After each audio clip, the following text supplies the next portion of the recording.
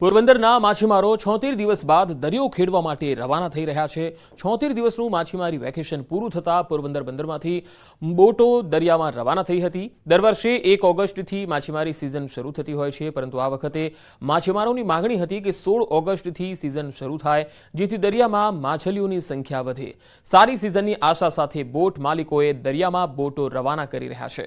પોરબંદરમાં નાની મોટી 4500 જેટલી બોટ છે, જેના દ્વારા માછીમારી કરવામાં આવે છે। આજથી અમારી સિઝન 16 તારીખથી ચાલુ। મારી 3 બોટો ફિશિંગમાં નીકળી ગઈ। એક બોટ ચાલુ કરો તંદેલ ખલાસીના પગાર ડીઝલ બરફ ભરતા એક બોટમાં 12 લાખનો ખર્ચો થાય। મેં 3 બોટ મારી મોકલી ફિશિંગમાં। દરિયાના ધ્યાન રાખીએ ને સરકારશ્રીને હાથ જોઈને વિનંતી કે ડીઝલમાં થોડુંક ભાવમાં કરે। 60 રૂપિયા એટલા તો અમારે જીવીએ એમ। 76 દિવસનું વેકેશન હતું, એ ગઈકાલે રાતે પૂરું થયું, એટલે આજથી અમારી નવી સિઝનનો શુભારંભ થઈ રહેલ છે। નાની મોટી બોટો કરીને 4500 જેટલી બોટો છે। નાની મોટી એ મેક્સિમમ જે પાણીમાં હતી એ લોકો 70% બોટો કમ્પ્લીટ કરીને રવાના અત્યારે એની ટોકન લઈ અને કરી રહ્યા છે। દ્વારકા જિલ્લામાં પીજીવીસીએલની ઘોર બેદરકારી સામે આવી। કલ્યાણપુરમાં પીજીવીસીએલની કચેરીની બાજુમાં જ આવેલ ખેતરમાં 20 દિવસથી વીજ પોલ ધરાશાયી થઈને પડ્યો છે।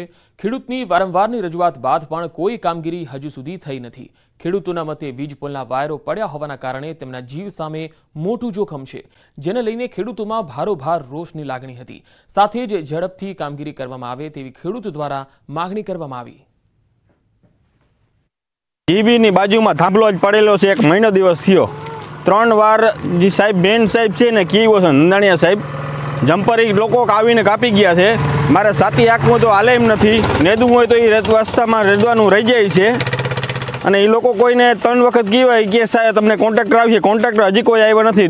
એ અમારે હમણાં વિવિધ કામગીરીમાં અમે લોકો વ્યસ્ત હતા અને પ્લસ વરસાદ જ્યારે ચાલુ હતો ત્યારે ચાલુ વરસાદમાં કામ થઈ શકે એમ હતું નહીં। એટલે હવે અત્યારે વરસાદ નથી આવતો 1-2 દિવસ થયા, તો હવે અમે 1 દિવસમાં પરમ દિવસ સુધીમાં આનો પોલ ઊભો કરાવી દેશો। હવે બોટાદ જિલ્લામાં હીરા ઉદ્યોગમાં મંદીને લઈ વેપારીઓ હનુમાનજી દાદાના શરણે પહોંચ્યા।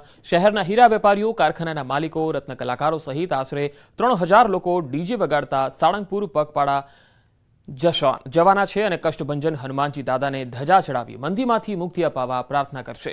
બોટાદ જિલ્લામાં લગભગ 1500 જેટલા કારખાના આવેલા છે, જેમાં અલગ અલગ 70,000 જેટલા લોકો રોજગારી મેળવે છે। બોટાદ જિલ્લામાં મુખ્યત્વે હીરા અને ખેતી 2 જ વ્યવસાય છે, જેમાં હીરા ઉદ્યોગમાં મંદી અને વરસાદ ખેંચાતા ખેતીમાં પણ હાલાકી છે।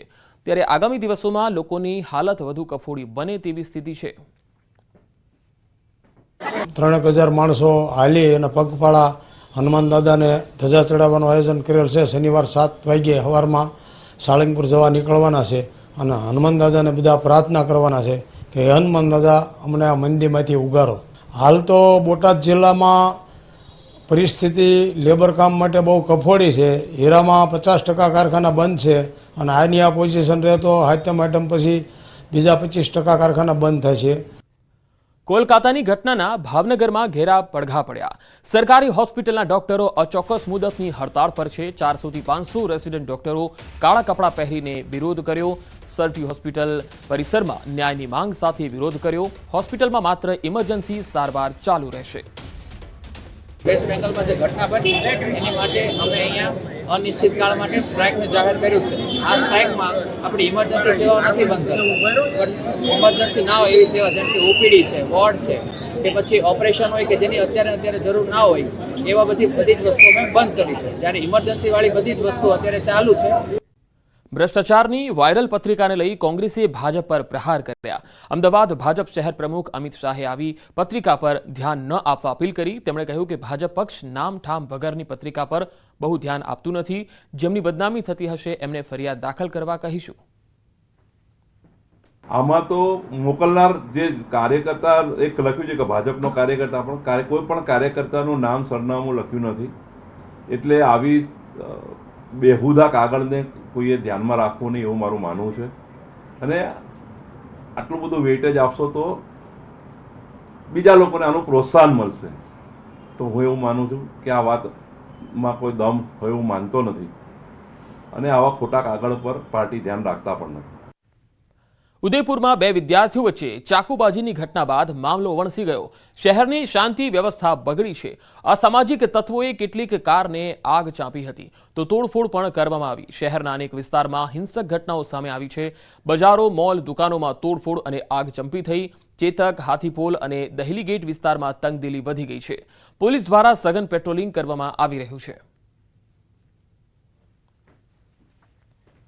દીપડા સિંહ બાદ હવે રીંછ દેખાતા ફફડાટ.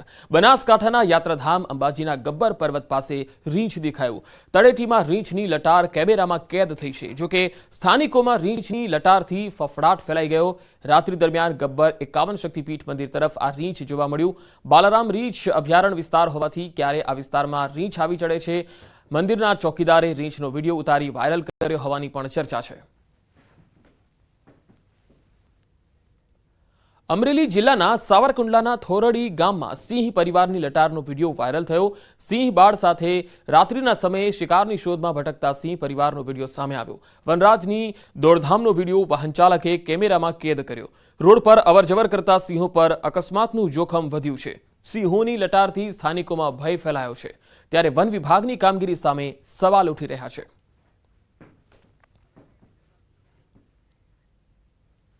તો એક તરફ રીંછ દેખાવાની ઘટના પણ સામે આવી રહી છે, તો બીજી તરફ સિંહ પરિવાર પણ રહેણાંક વિસ્તારમાં દેખાઈ રહ્યા છે. બે અલગ અલગ તસવીરોમાં આપ જોઈ શકો છો. અંબાજીમાં રીંછ દેખાયો અને અમરેલીમાં સિંહ પરિવારની લટાર રહેણાંક વિસ્તારમાં જોવા મળી. બંને તસવીરોથી સ્થાનિક લોકો છે એ ભયમાં આવી ગયા છે. અંકલેશ્વરમાં મિત્રએ જ મિત્રની દુકાનમાં હાથ સાફ કરી દીધો. મિત્રને કામ માટે બહાર જવાનું થતાં મિત્રને દુકાને બેસાડ્યો હતો. તકનો લાભ લઈ દુકાનના ગલ્લામાંથી મિત્રએ જ રોકડ રકમની ઉઠાંતરી કરી દીધી. સમગ્ર ઘટના સીસીટીવી કેમેરામાં કેદ થઈ.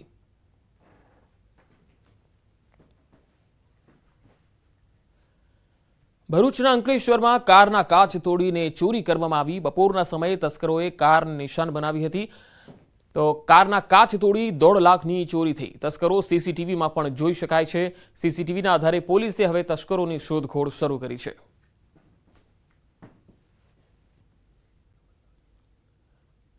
તો સીસીટીવીના આધારે પોલીસે તપાસ હાથ ધરી છે. બે અલગ અલગ તસવીરો, તસ્કરોએ કેવી રીતે તરખાટ મચાવ્યો છે બે તસવીરોમાં જોઈ શકાય છે. એક તરફ મિત્રની દુકાનમાં ચોરી કરનાર જે ચોર છે એ પણ કેમેરામાં કેદ થયો, તો બીજી તરફ અંકલેશ્વરમાં તમે જોઈ શકો છો કે અહીંયા કારનો કાચ તોડીને તસ્કરો ચોરી કરી રહ્યા છે.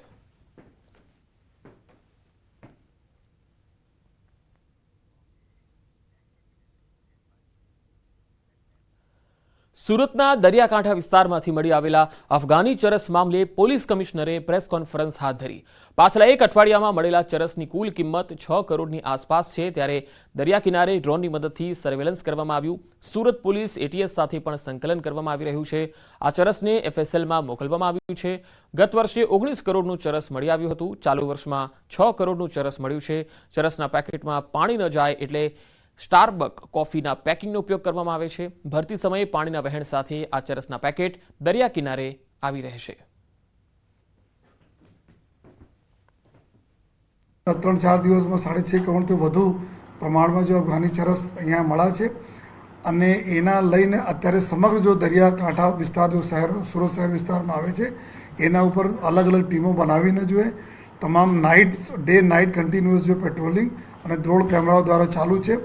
અને આ જો અત્યારે જો આપણને પેકેટો મળ્યા છે, અત્યારે જો FSLના તરફથી જો આપણને આના કન્ફર્મેશન થયા છે અફઘાની ચરસના, તો સાથોસાથ અમે ATSમાં બી કોન્ટેક્ટ કરીને કે ATS જો બી રિકવરી કરી છે અને અન્ય જો અમારા બીજા જિલ્લાઓની પોલીસે જો રિકવરી કરી છે એના સાથે સંકલનમાં લઈને આ કેવી રીતે આવ્યા અને આ ગુનાઓ ડિટેક્ટ કરવાની જો પૂરી કામ જો અત્યારે SOGની ટીમ કરી રહી છે.